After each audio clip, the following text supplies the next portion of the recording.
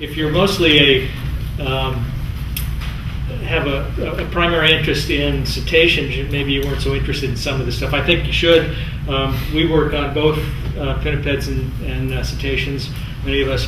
But these animals, especially in California, Southern California waters, the pinnipeds and sea otters are sharing ocean space with all of that great diversity of cetacean taxa that come through here, that either are here year-round or seasonally transient. So it's a pretty, I think as many of you know that live around here, it's a remarkably phenomenal, wonderful area in Southern California Bight. I've been lucky to go to a lot of places on the planet, but this is the most concentrated, among the most concentrated diversity of marine life anywhere in the world. And the abundance of cetaceans, agonocetes, and mysticetes, and pinnipeds is just truly remarkable. And they're all sharing this ocean space. And as you see, for some of the data that Mark presented, those cetaceans are sharing some of the same prey resources that the pinnipeds are using, and their trends in abundance, presence, local distribution is likely related to the same kind of dynamics that we're seeing in pinnipeds and the trend. So it's a big system, but a small geographic region, but it's a pretty remarkable one. And I think it's remarkable that more people in Southern California don't know about it, but I think that's the point of some of these workshops, is to kind of let people know, inform them, educate them, and get response and feedback on what they think about it. So we're going to start with questions. Any questions for anybody? It's over here. All right, so I'm coming from so I'm actually seeking information about white sharks here. Just flip this question.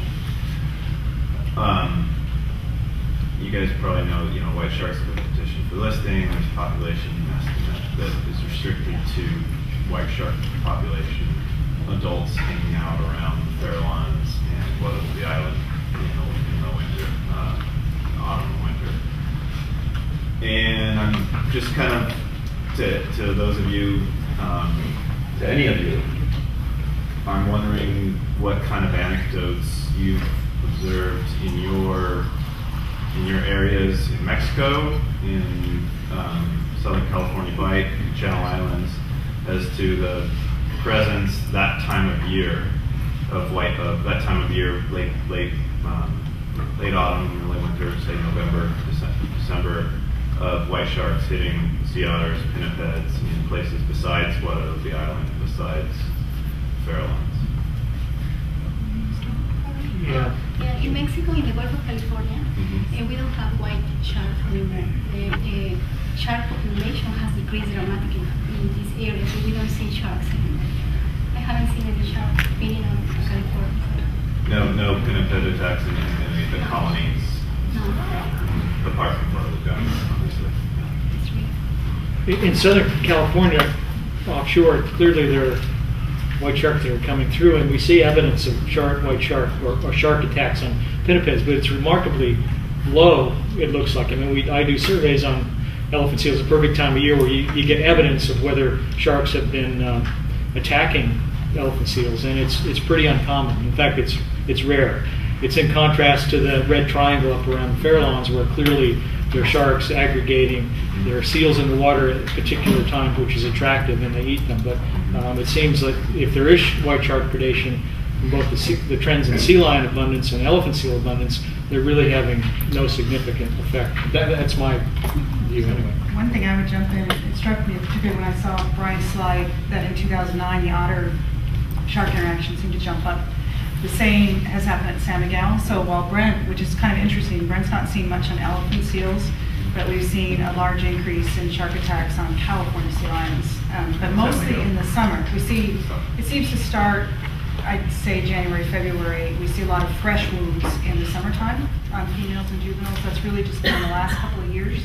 And they're both white shark and mako shark from the different types of bites that the two species make. Starting January, February. Yeah, we're not there a lot in the winter, so it kind of goes with when we're there. But in 2010, we were there every month. And we saw most of the fresh bites starting in the spring and into the summer. We saw a lot of healed bites sort of fall and winter, so we were kind of assuming that the active predation was happening kind of spring and into the summer. So that's a recent phenomenon there. We don't see it on northern fur seals. We haven't seen any evidence of it. I haven't seen an increase in elephant seals. We don't see it on harbor seals at San Miguel.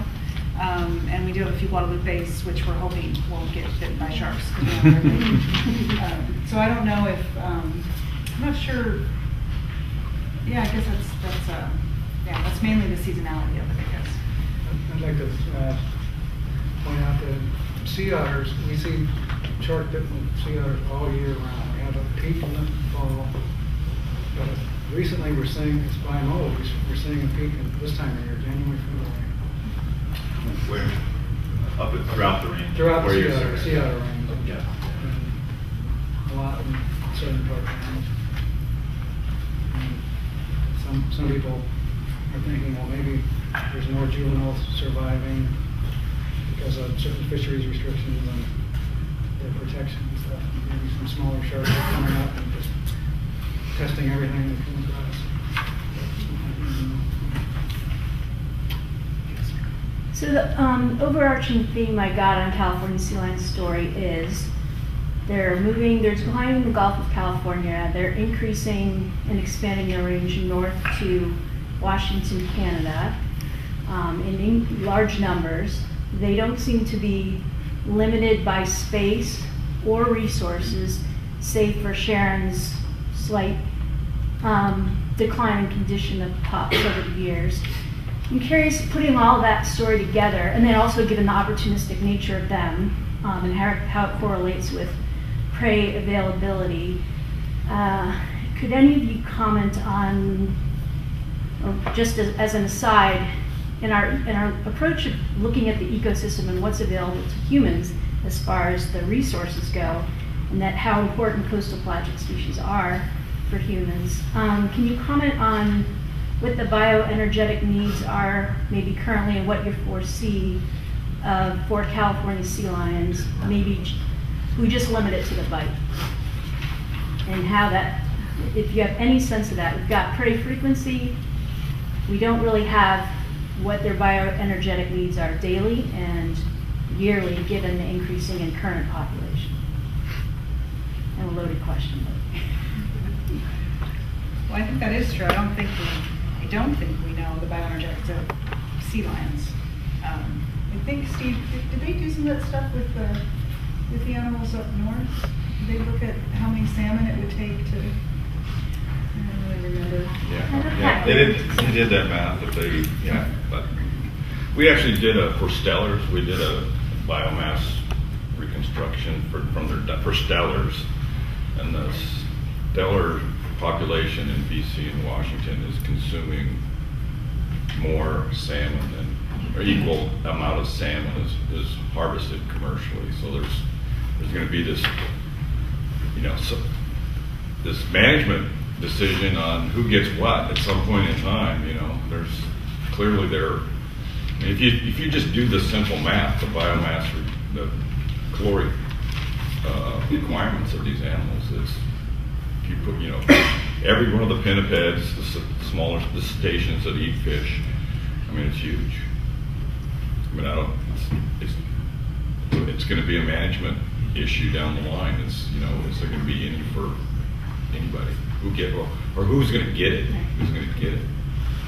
I have some of my colleagues and friends where I work, the ones that came in with some budget estimate for anchovies and sardines. They keep asking me, when are you going to tell us how much sea lions are eating? But it's really difficult. It isn't just a real easy little answer to come up and do it, because we get all our information from scat samples. And to be honest with you, there's a lot of problems with that data that comes out of that. And it's something that I'm working on. And I've got a good idea as to how to reconstruct the diet, but I just need a little bit of time to be able to sit down and do it. But it's not an easy nut to crack. Yeah, and I would just add that people that look to us as individuals that are looking at what seals and sea lions eat. And that's what we were doing in the beginning, is figuring out what they ate. What was their diet? It wasn't how much of the diet. So and people want us to take that, what do they eat, and transform it to how much they eat. And that's not, like Mark said, it's not a simple model. And that's where it gets murky, because people are doing that math. You know, they eat X number of fish 365 days out of the year, blah blah blah, and it's huge, and that's not that simple. But we've never sought to actually answer that question. It's what do they eat? It's what's their diet.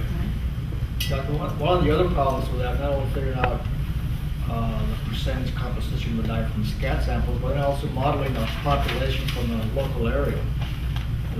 It fluctuates here in the Southern California bite.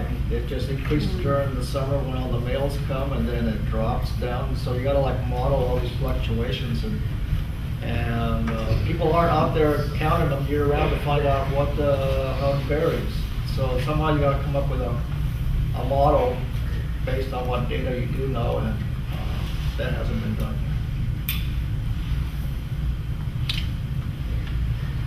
yet.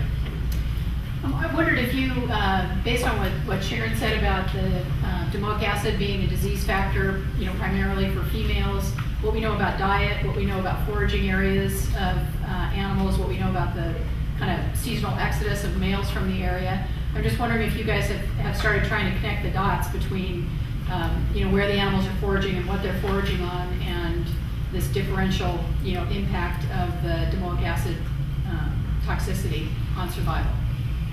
I think we're moving that way. There's still this round of survival analysis that we just did was kind of the beginning of trying to look at the links sort of between.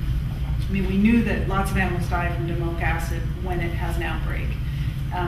We didn't really know whether it was enough to make any difference in terms of potential population effects. I think now we know that it can. And there are certainly have been years, recent years, where we've had thousands of adult female California sea lions die from it. And their fetuses die as well. So we're losing both reproductive potential of those that aren't born, but also those females that die no longer are reproducing. So down the road, you could imagine if those outbreaks become greater. And I think there's still some discussion about what promotes the outbreak of domoic acid. My understanding is it is linked to oceanography, and it does tend to occur more when we have kind of warmer conditions, and upwelling is kind of in a certain pattern off the coast. But it's not, my understanding of the modeling of that is not very good. And I think we kind of need that before we can really tie it back to how the animals are using their foraging space. Because they definitely, adult females, and what we know about juveniles is that throughout the year, they tend to stay south of Monterey Bay for the most part, at least the ones from San Miguel. And they tend to in the wintertime, they'll use anything from the shelf to the slope to the far offshore areas, but they tend to stay northwest of San Miguel. And so depending on where those outbreaks are and what time of year they occur, it also has different impacts, and their food habits are changing. So in the summer, they're eating a lot more fish in their diet. They do have squid in there all the time, as Mark pointed out. Even at San Miguel, that's true too. But it's more cephalopod diet in the winters, and then it switches to fish. And I think generally they've been thinking that vector is anchovy, I think. But it doesn't seem to be affecting seabirds. It affects some cetaceans, but not all, apparently. Pinnipeds, we don't see much domoic acid. If Frances is here, she could talk to that a little bit. On fur seals, I don't think we see it as much, even though they do overlap with sea lions in that foraging area when those outbreaks occur. So I think we're starting, and that's where we would like to go. We want to understand that. Go ahead, Frances. We have been seeing more in fur seals. No, actually, we just put together some of those data on fur seal mortality with domoic acid. But your question kind of about sort of time and space. Sidel Marshall in Monterey did a nice paper where she looked at what years So what happens is you get these big red bloom events, red tide events, and you get dead sea lions, but they don't seem to correlate very well. And if you look at the public health department's sampling times, there'll be times when there are huge blooms in May and we don't get dead sea lions. And then we'll have times when we have dead sea lions and there aren't the blooms. So what she found is that there is an influence on El Nino as well that's probably determining where the females are foraging. So if they're going further north, then they're more likely to overlap with where a lot of the blooms start in the eddies of Monterey Bay. So there's there's other blooms actually occurring and producing domoic acid, and then are the sea lions in the same places as the bloom, and are they actually eating anchovies at that time? So it's a little complicated, and not as obvious as it seems from the water sampling. And then the other thing that we've been looking at recently is that a lot of domoic acid does get into the milk of the females. So even if they don't die, the pups must be being exposed, and what we don't know is what will that do to the pups' survival or human survival. That's an open question.